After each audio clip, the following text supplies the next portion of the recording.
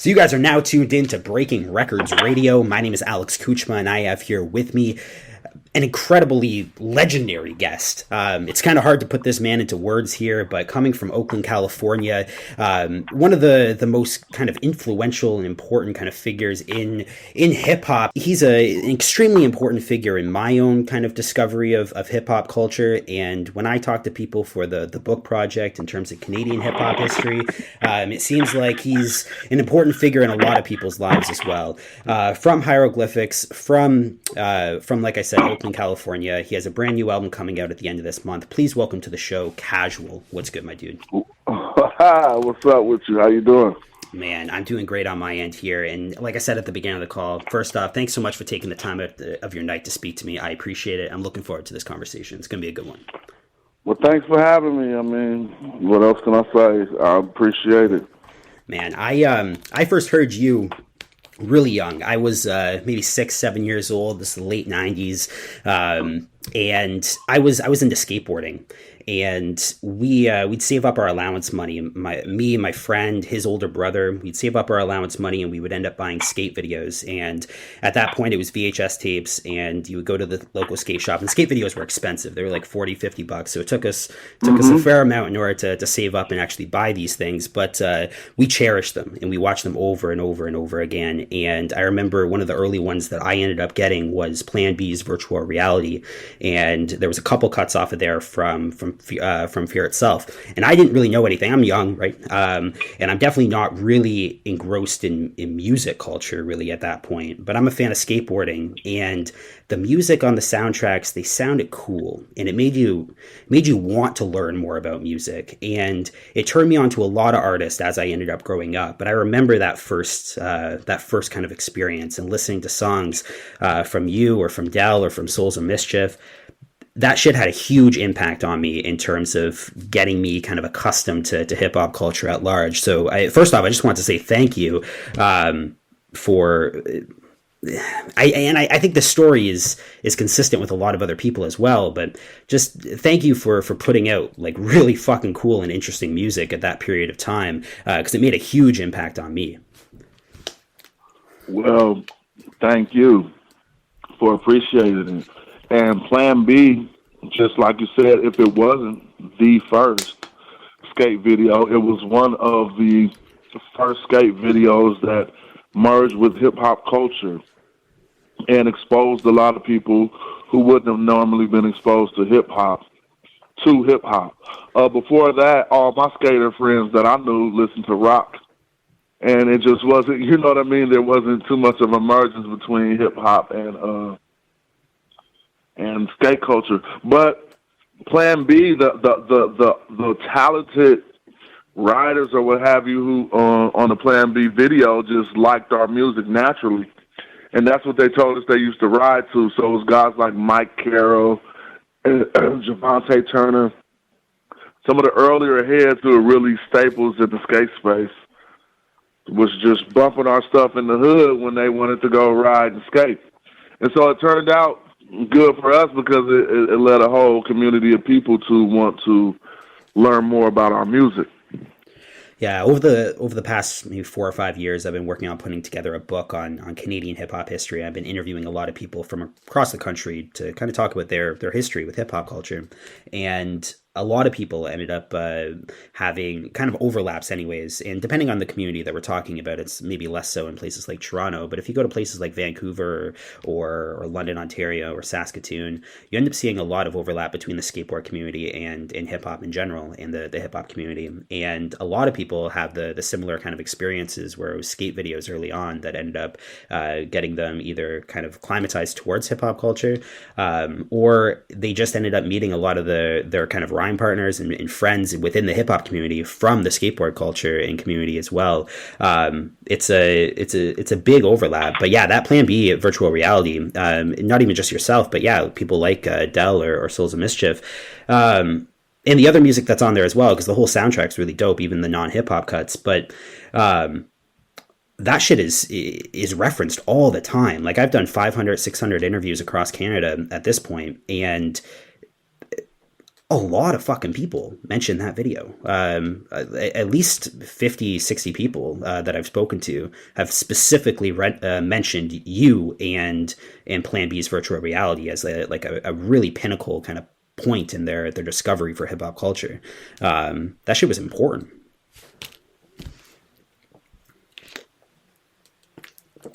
Are you still there? Are you still there? Sorry. I was on mute. I don't know how I went on the mute. I guess I had background noise I wanted to put out. But yeah, you're 100% correct. And I would even go further to say without that video, we could have fell in almost a different genre at least. It's like, because we have what some people in hip-hop call a cult following because of certain experiences like that. And without those key moments or key staples like that Plan B video, who's to know whether we would have grown in the direction we grew in? Man, 100%. Kind of on the same topic in terms of your influence here in Canada, not only just the Plan B video, but some of your early shows here as well get mentioned all the time. In the book that I'm writing, I have a chapter on Saskatoon, and there's a good section on the show in 1999. You and Dell and DJ Tour ended up coming into the city, perform with, I believe, Isosceles opened up for that show. There was a few other groups as well, but I know it was put on by the Hip Hop Bear. And that show was it was the first show that the Hip Hop Bear ended up promoting and putting on in Saskatoon in terms of a rap show, and it did incredibly well, and it ended up kind of, I don't know, it was influential in terms of a lot more shows to come throughout the city, and people reference that all the time as like one of their first rap shows that they ever really got to witness within the city. If you go to London, Ontario, again around the same era, maybe a year later, 2000, people end up mentioning the show with you and Dell coming into Canada, and just how impactful that was in terms of them being introduced to hip hop culture and some of the early kind of live performances, and sometimes the first experience they had on stage as well, opening up for you guys coming into Canada. So those early shows are like really influential to a lot of communities here as well. Do you remember those shows? Do you remember Saskatoon specifically? Because that's a show that just gets talked about all the time. You, Dell, DJ Tour, and 1999 in Saskatoon. Do you remember that show? I don't remember the show, but I remember the tour. I remember my second time in Saskatoon specifically because I was a bit older. But the time in 99 was a bunch of young men drinking and doing whatever while we got escorted around to different venues. So a lot of it was a blur, but I do remember the actual the run. It was a winter run, if I recall correctly. March 26, 1999. Oh, Saskatoon. Well, probably, a spring run, but I remember we probably did Saskatoon. If I'm correct, Saskatoon, Calgary, and a few other spots on that run, but I can't say that I remember it like we've done. It's a long time ago. Yeah, you've done a shit ton of shows. But yeah, it's an important one for the community, at least in Saskatoon. And I think Saskatoon is a really kind of important place, at least in terms of Canadian hip-hop. It maybe gets overlooked, but a lot of talent came out of the city. And I know from talking to a lot of people, it seems like it's a city that shows a lot of love to hip hop culture. When you're going through the country, there's a lot of dry spots, and when you get to Saskatoon, you can kind of feel the energy in the room changes, right? And yeah, like I said, it's just an important show. I have the flyer up here, but yeah, it was Del the Funkee Homosapien, Casual, DJ Tour, Mac and Row, So, Emphasis, DJ and Nate, March 26, 1999. But yeah, that shit gets referenced all the time. I had you on the phone. I really wanted to ask you about that. And just kind of those early Canadian tours. Did you find that Canada showed you a lot of love in those days? Not even specifically for that tour, but just kind of in general? Yeah, definitely. Canada's always fun. I think my last huge or big show there was at Shambhala in Saskatoon. In Saskatchewan, they had a music festival called the Shambhala. Yeah. Oh, excuse me. That was your last time in Canada? Something got caught in my throat. Fair enough. But I was speaking about a music festival in Saskatchewan, Saskatoon, called Shambhala, brought me up there maybe 2014, 2015, and people were still in tune to things we've done. And so it just goes to show they definitely know their hip-hop. When you end up coming up in kind of early, mid-90s, when you look at kind of that region that you come from, right? So the Bay Area, places like Oakland, San Francisco, it's a lot of collectives. You end up coming up kind of as a solo artist, but if you listen to even Fear itself, you rep Hieroglyphics a fair amount within the album. So you're clearly still a member of this kind of larger collective, despite Heiro not having an album out at that period of time. But if you look at other kind of people from that era and from that region, you have people like Hobo Junction or Mystic Journeyman and Freestyle Fellowship, and even if you end up going a little bit closer towards like LA and whatnot, you have obviously the Bloodians in general, but San Diego has like Masters of the Universe. It seems like everyone's kind of a part of these kind of larger collectives. Did you feel the pressure to join something like Hieroglyphics kind of early on and kind of represent yourself as a member of a collective rather than just kind of come out purely as a solo artist? Because it feels like that was the general trend of things, at least in that era, kind of in the West Coast indie rap scene that was going on. It seems like everyone was a part of these larger collectives. Well, you know, it was the guys before us that made us want to be like them. And so one of the biggest acts coming up out of the West Coast at that time was NWA. Sure. And if you look at the consistency of NWA, yeah, they were one big group, but they all represented themselves as individual artists as well. Then we had other crews like the Juice Crew, who we learned about from New York, who did the same thing. My favorite rapper was Big Daddy Kane. Somebody else's favorite rapper was Cool G Rap. And they came together to do collective records, but they were individual entities. And so there was not a pressure to find a crew. Early on, as a young man, maybe in your teens, you look for a crew, but normally your crew formed around you out of your peers. You know, if y'all didn't rap, you guys would be like, let's rap. And so our crew formed naturally because we were already friends before we started rapping. And so when we all learned that we each individually rapped on our own time, then we made it a point to listen to each other and to see what each other had. At that point, we started developing our skills, you know what I mean? And so we did it all together, so it wasn't really no time to go look for a crew. At that point, once we felt we all was good, we said, yo, we should be a crew. Instead of going to look for other people, we just formed amongst ourselves. Man, it's crazy that you say that you found out that you all were good. That's unlikely, right? You have 6, 7, 8 people, and you guys are all friends. You find out that each other rap, you listen to each other's shit, and then it's actually good, right? Yeah, was there a lot of shit? Each other better. Fair enough. Was there a lot of shit that didn't end up kind of making that cut? Was there people that you had to kind of let know, hey, like, we like you as a friend, but you probably shouldn't end up being rapping? Well, it never was said like that, but it would be rappers who hung around us for hella long, and I guess they just wondered why they never got the official stamp of Fair being enough. in the crew. You know what I'm saying? I mean, you could be down with the crew, but to say you actually in it is different. And we only had again, that wasn't anything against their talent and their skill either. Our crew wasn't really something you could join. But we should have looked back, and in hindsight, it probably would have been beneficial if it was something that you could join like an organization if you can get your skills up to that level, you know. It's crazy at that period of time. Like, you would have known, obviously, that you guys had something special, right? You guys were seeking kind of label attention, seeking deals. You guys were trying to do things on kind of a larger level, and you guys ended up seeing success in those ventures as well.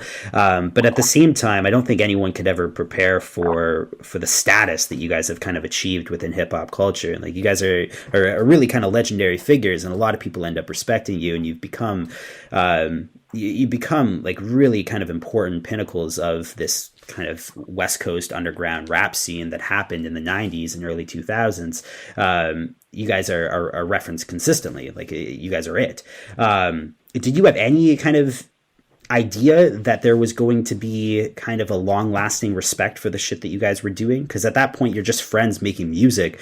Did you have any idea that what you were doing was going to be respected 20, 30 years down the line?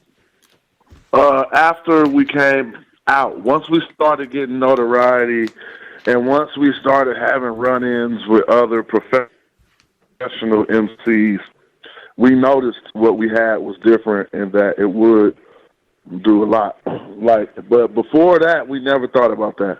Like, we was just wrecking everybody from our neighborhood and shit, you know what I'm saying, running up on the local rappers. Really, this is how we was like some high school bullies, but we wasn't like bullies, like fighting. We would go to other high schools and be like, they'd be like, the rappers from over there are here. You know what I'm saying? Yeah. So we go on some rap stuff and never no violence. And so what happened was we dominated the whole area. At least in my tale of the story, we dominated everybody so much that we started having to battle the rappers at Cal, the university, because it wasn't nobody with not enough notoriety to run up on us anymore. Like, everybody already knew, like, oh, they beat them, or something. And so there was a group of rappers called the Justice League at Cal in about 1989 or 1990. And they were from all over. Since it's a university, you know, it was different because some of them was from New York, some of them would be from Philadelphia or whatever. And us trying to prove how good we were, we would have to sneak into this club in Berkeley, California called the beer. No, it wasn't the beer cellar. It was called the Bird Cage. And in the Bird Cage, they had a microphone in the back, and those the rappers from Cal would be rocking the mic, but then we'd get on the mic and people would be so much more responsive to us because they would be like, they look too young to be in this club. Like, and they rocking the house, you know what I'm saying? And so we kind of grinded our acts with rappers in the community as well as with some of the elders. But once we got to, some of the guys a little bit above us, but once we got to a level of, feeling like confident and proud, we kind of knew that it'll take a different effect.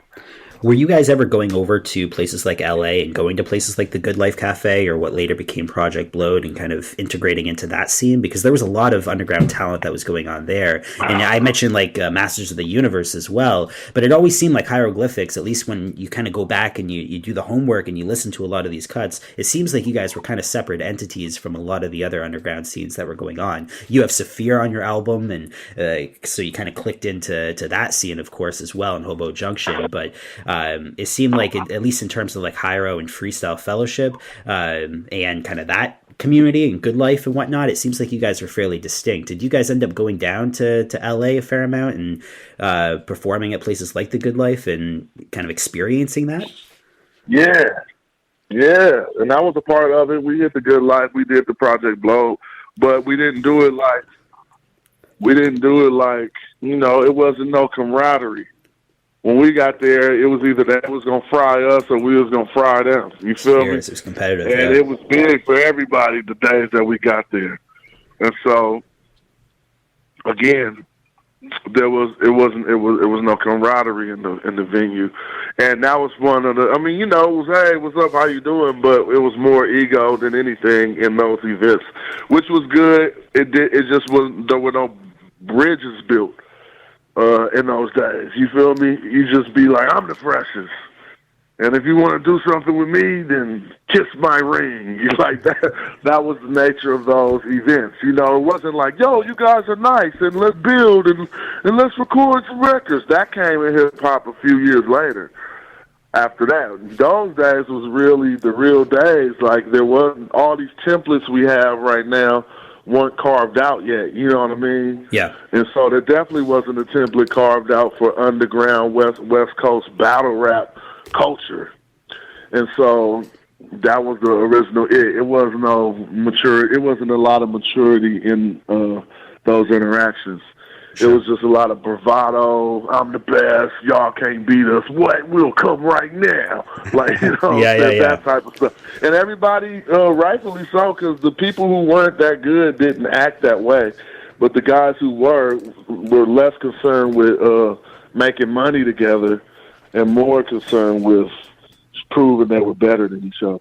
Fair enough. I think that attitude, despite what you can say about it morally or whatever, and of course, like camaraderie and community is important, and it shouldn't be looked down upon to embrace that. But at the same time, I think that attitude of kind of that competitive nature, that fierce kind of fuck you nature, I think that helps in terms of creating better art and pushing people to make their best shit and perform their best shit, and then that performance will inspire other people to be better as well, right? You get some of the most unique and just talented cats coming out of places like The Good Life, and it's consistent, right? You look at those early kind of Bloodian projects and those compilations, and it's stacked with amazing talent that have long-lasting impact, like people like Bus Driver, people like Freestyle Fellowship, of course, and all these cats that come out of that era.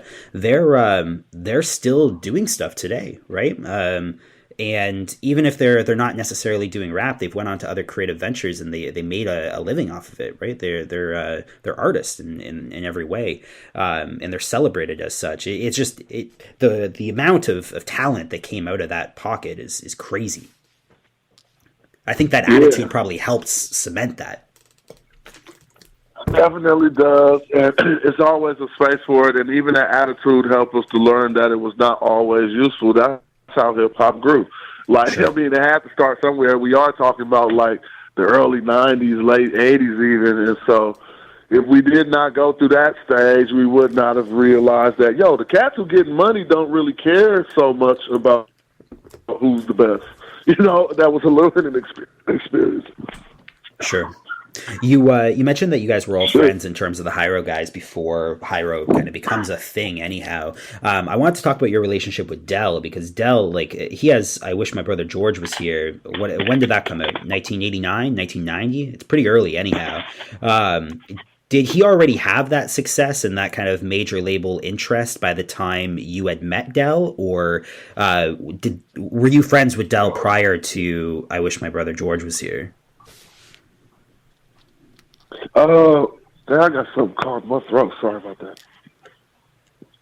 But Dale was Ice Cube's cousin, so he didn't have interest. Cube had the interest, and he was promising to pass it along to Dale. And so he was like, once I get signed, and they get to looking for more people, I'm gonna tell them to look for you. But again, during that whole process, we was all just homeboys chilling in Oakland. Dale would visit L.A. and come back with the good news, Gotcha. I want to talk about the new album that you have coming out. So you have a new album coming out at the end of this month here. You have a brand new single out for it called Raw with Rock Nest Monster, P Dirt, and DJ Jason D. That single is amazing, by the way. I've kept up with your career, and he still think you raw, all the kind of shit that you've done over the last, say, 10, 15 years. I've followed it. This single is kind of elevated in terms of the sound. I fucking love this single. It's one of my favorite cuts that you've done recently. And I think everyone ends up performing really well on it as well. Really kind of moody and kind of grimy song, and something that it has a vibe that I don't necessarily associate with you, but I think it works so well in terms of the sound that it goes for. Talk about this project. What's this new project called, and when's it coming out? The Art of Reanimation is be out on the 28th. So everybody look out for that. Below Systems Records, make sure you check out Casual and Dead Perry's The Art of Reanimation. And again, it's a remix album, so there's a lot of reanimated cuts on there, but we also came up with 5 original tunes like the one you're just talking about. A gang of features. We put features on tracks that didn't have features on them, and just had a lot of fun with it. So we got everybody from Ghostface to Self-Titled, Daniel Son, Killer Priest, Planet Asia, Tri-State. and lots more on there. Hieroglyphics, Souls of Mischief. I mean, we got Tajay, we got Festo. So it's just a real fun project. And not only that, we got the colored vinyl as well as the cassettes. And so it's just something we talked about doing. He was like, yo, I want to, like, reanimate that record. Like, I want to redo it. It was Dead Perry's idea, and I think it came out to be a good one. Wow, the names that you're mentioning there are amazing. People like Self-Titled, Danielson. Danielson comes from this whole new wave of kind of grimy underground rap artists. What I would associate with people like Griselda and Trust and that whole kind of movement. I think Danielson, Future Wave, Asan Eastwood, out of Toronto. I think they're kind of contributing to that same sort of movement. It's amazing to see someone like Danielson on a project of yours, just because it's kind of two worlds colliding. And wow, I'm excited for that cut, and I'm really excited for the Self-Titled cut as well. Big Self-Titled fan. From I think I first heard Self-Titled off of the Cunning Linguist album, Will Rap for Food. He was on 616 Rewind, and that shit was amazing. And then everything he's done with Apathy and Army of the Pharaohs, again, kind of two worlds collide in terms of you and everything you end up representing, and then Self-Titled. But wow, I'm excited for that cut too. Word up. Yeah, there's a lot of good stuff on there, so make sure y'all check it out on the 28th of January. The album sonically, is it similar in sound to what we got from Raw, the first single out here? Because like I said, I love that song. I love the vibe of it, right, and what it goes for. And I think the execution of that vibe is done excellently. The rest of the album, can we expect kind of a similar sound to what we got from Raw, or is it a little bit varied? Maybe sound, but not vibe. You know what I'm saying? Like the sampled, well orchestrated grooves. There are a few of them on there, but that vibe you get on there is not the vibe of the album, so to speak. You do get a lot of raw rap type stuff, but like if you would listen to that instrumental, like you said, it's not something you wouldn't necessarily assume. Oh, Casual's on this, you know what I mean? Yeah, fair enough. But I don't think too many other tracks on the album give you that impression, and so there are a lot of full samples with changes and breakdowns, but not a lot of things that may feel like I'm trying something newer, so to speak. Gotcha. For those listening at home, again, January 28th, brand new album, Casual, Dead Perry, Below System Records. Definitely end up checking it out. I'm excited for it. I've been a fan of everything that you've done since Fear itself, and even the more recent cuts. I think they're greatly kind of underappreciated.